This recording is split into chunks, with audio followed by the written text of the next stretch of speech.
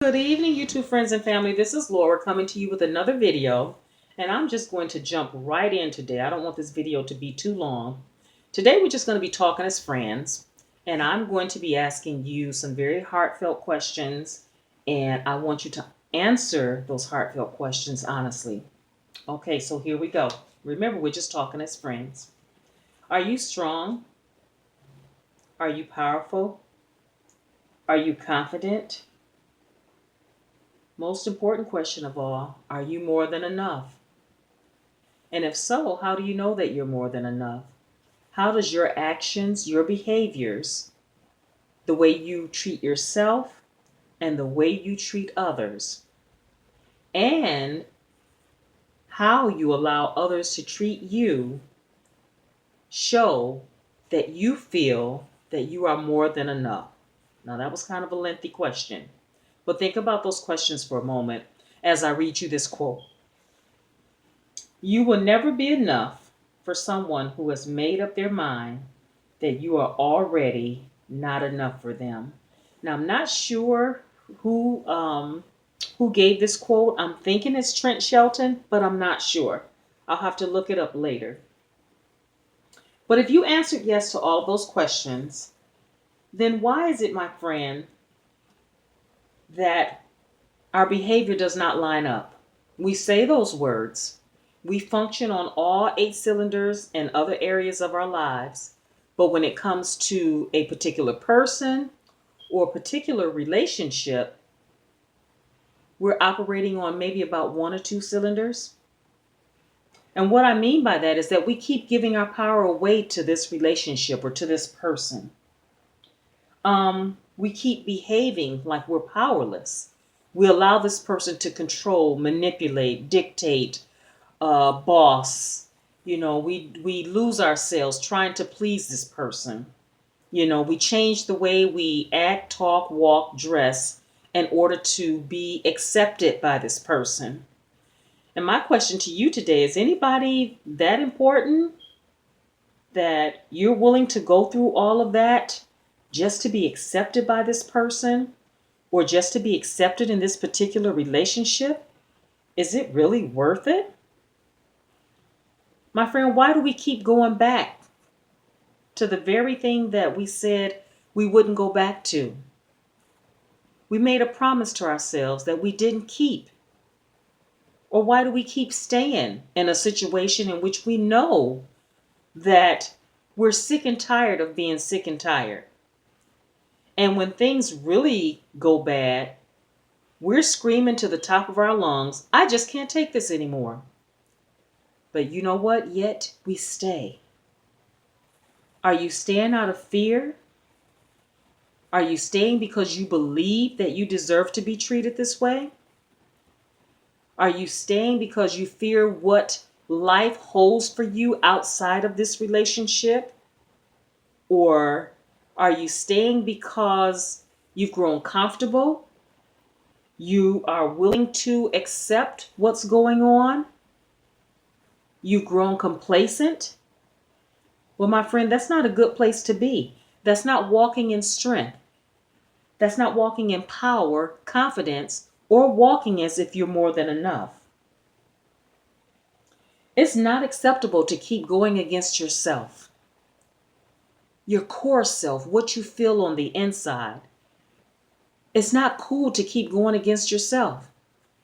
It's not cool to keep stooping so low and allowing someone to walk all over your back. It's not cool to keep answering to a name that they call you, which is not assigned to you. It's not cool to violate yourself in that way, to lower your standards, your morals, your values, just to be accepted. Self-respect, my friend, is lost each time you stoop that low. And when you don't respect yourself, you're not going to find anyone else out there in the world who's willing to respect you. And you don't have to say a word. Your lack of respect for yourself, it shows like a sore thumb. And people pick up on that. And sorry to say, there are some people who will take advantage of you not respecting yourself enough.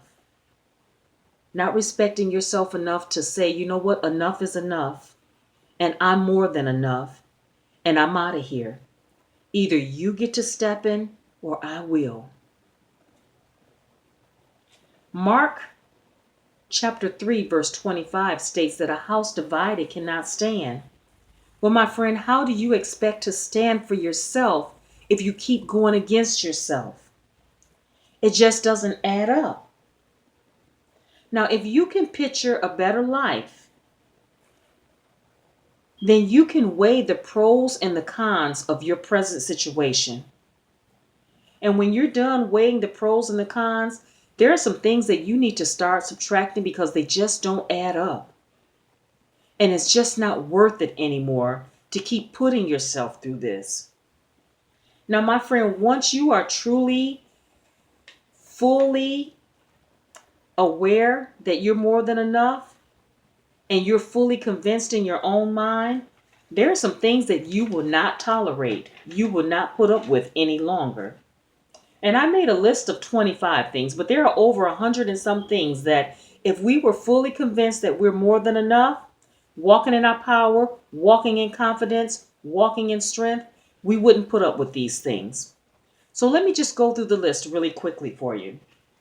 You wouldn't go back to or return back to being lied to or lied on, blamed for everything, called names or ridiculed, never listened to or validated, hearing an apology for the same old thing over and over again, false promises, no growth, no change, never moving forward, feeling like you're never good enough, shame, sabotage, evil plans by this person, inappropriate behavior, being dominated, threats, taken advantage of, mind games, a stagnated life, which I stated before, no growth, living a life of constant regret, feelings of isolation, temper tantrums, staying silent just to keep the peace, that sick feeling in your stomach that something is just not right or you're not being treated right,